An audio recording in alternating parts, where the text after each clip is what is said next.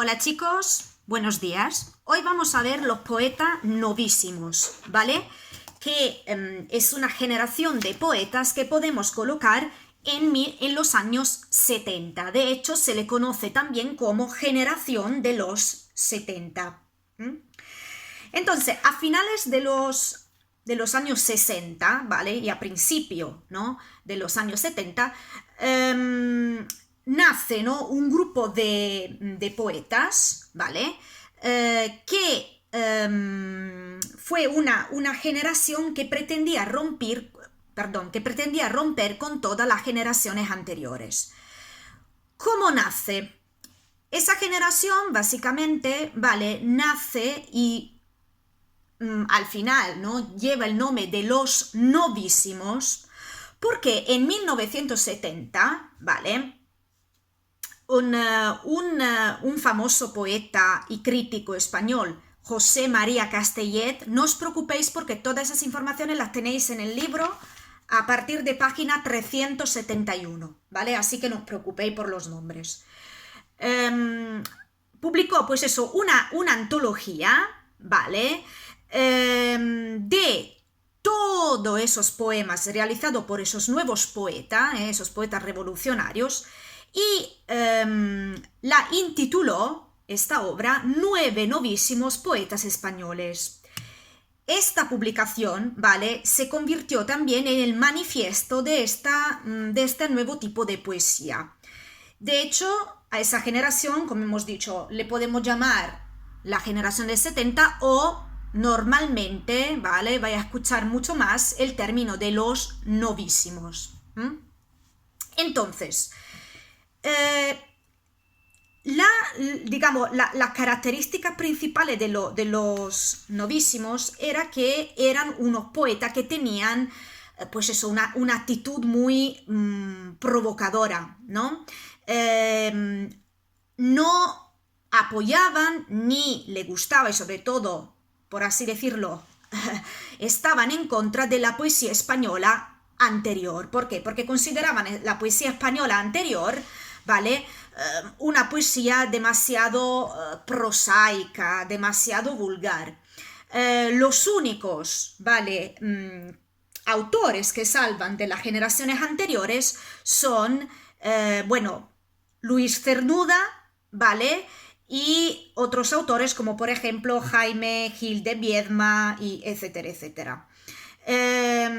Son poetas cultos, en el sentido de que tienen conocimiento tanto de la filología, es decir, de la lingüística, como de la cultura y literatura.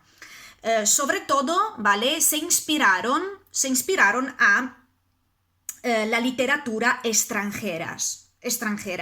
Por ejemplo, se inspiran al simbolismo, ¿vale? Se inspiran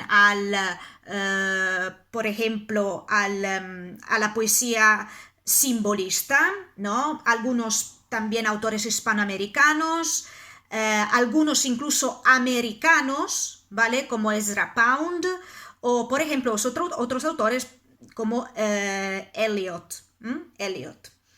Vale, entonces, ¿cuáles son las características principales de ese tipo de poesía? Entonces, lo primero que pretenden esos autores es, obviamente, separarse, romper con todo el realismo de la poesía anterior, ¿vale? Una de las características principales es que la concepción que tienen ellos de la poesía es una concepción básicamente esteticista y culturalista. Es decir, la poesía no sirve para criticar, no sirve para expresar los problemas, por ejemplo, cotidianos, sino que deja de tener esa función. Sobre todo se inspiran, por ejemplo, ¿vale?, a la cultura de masa. Cultura de masa en el sentido de que están muy influenciados, ¿no?, por ejemplo, los mitos, ¿no?, de los tebeos, el uso de los tebeos, el uso del cómic, lo que se llamaba básicamente la cultura urbana. O por ejemplo, en mitos colectivos, como podían ser por ejemplo Mickey Mouse, Marilyn Monroe, es decir, están influenciados, ¿vale? Y sobre todo hacen muchas referencias a tebeos, cines, cómic, etc. También la música, ¿vale? Básicamente la música rock y la literatura se funden. ¿Se funden por qué? Porque lo que se pretendía con ese tipo de poesía era pues producir una búsqueda, ¿vale? Una búsqueda hedonista de lo que es la belleza, frente, ¿vale?, a la lírica contenutista anterior.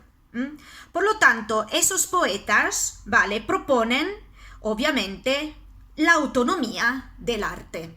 El arte tenía que ser algo autónomo, y de ahí que hay una vuelta, sobre todo se inspiran, ¿vale?, a las vanguardias de los años 20.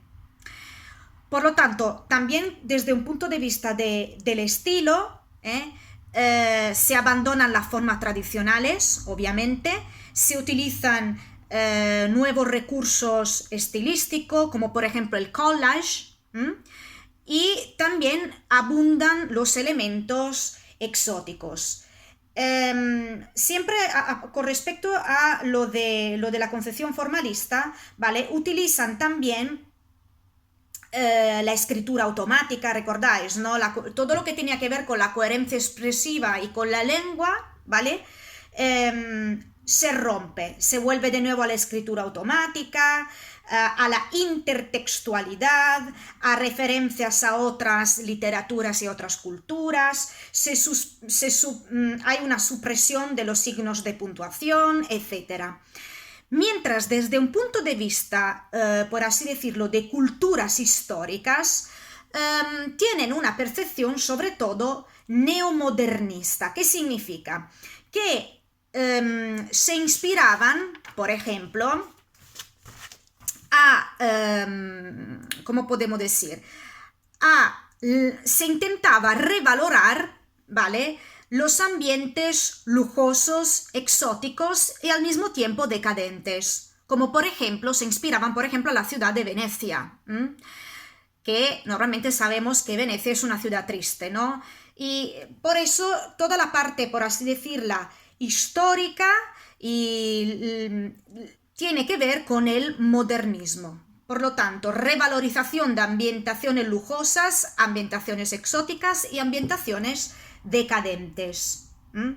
También se hace referencia a héroes y leyendas de los clásicos y referencias, por ejemplo, a personajes de la mitología.